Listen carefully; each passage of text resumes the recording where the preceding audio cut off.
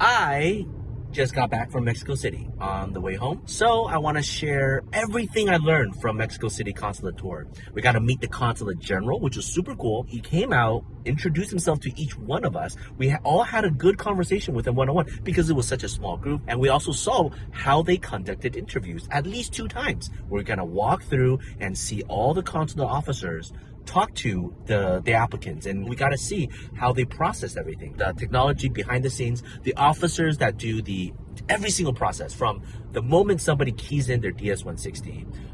What happens? The computer analyzes it and then puts it into a system, and if there's any missing information, they flag it for the second officer to decide whether they're going to give an interview waiver or they're gonna have an interview. Then we went to the interview, the back end of how they process everything. While we were walking through the interview, I saw the officer sitting there with cheat sheets to their left, and it was color coded. Now, the consul general directly said, we cannot give you a copy of those. So nobody has a copy of it, but that's awesome. Every single consular officer had that on their left. They rarely review it because they know it in the back of their minds, but it's right there in case they need to quickly flip and see.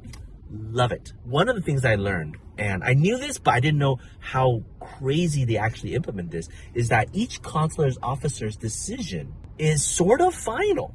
Unless it's a matter of law, generally, a consular officer is not going to go and review another consular officer's discretion.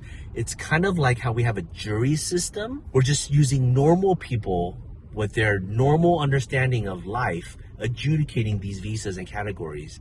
And it's up to you to convince them. And so one of the things that's really important is then you have to get in the consular officer's mind. A 20-year-old versus a 30-year-old versus a 40-year-old different. Somebody who's traveled the world and has sophisticated background versus somebody who's brought up in a small town their entire life. Their understanding of what normal is all different. They try to normalize it, but they don't want to override it. A particular consular officer's decision, which is why I find it so fascinating that we've had the previous case with the E2 where the E2 got denied. We reapplied for a B1, B2, and the second officer reviewed it and said, sorry, the first officer must have made a mistake. We'll approve your B1, B2 and approve your E2, right? Because that rarely happens. After the tour with all the different departments at the consular post, we went into a conference room with the consul general, with the assistant, and it was just Q&A. And we talked about a lot of fun topics, like, for example, TNs. Is it important to bring original documentation? Absolutely. Why are there an increase in denial, and how important an interview is? Again, they're reiterating these things that we know already.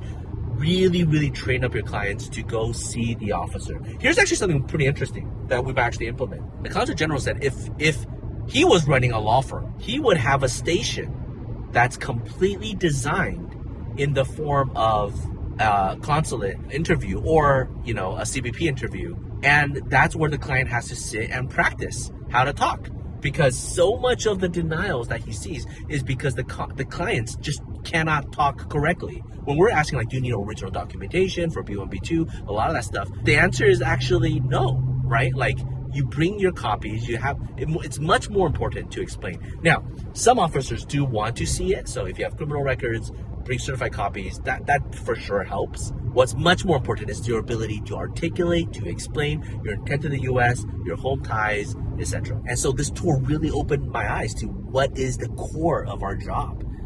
It is not to push paper. The core of our job, it's how we earn our stripes, is to adapt to this changing world and to help communicate that change clearly and to help people go through the meanderings of the system that we have that is this globalized world. Once we factor all of those things in, we prepare a clean application that fits those criteria, apply for it, and hope for the best and prepare for the worst. This was such a fun trip. Highly recommend anybody who has any opportunity to go to a consulate tour, embassy tour. You get to understand and see how the government actually works. And that's not even the best of it, right? This consulate tour opened my eyes to so many things. It's great.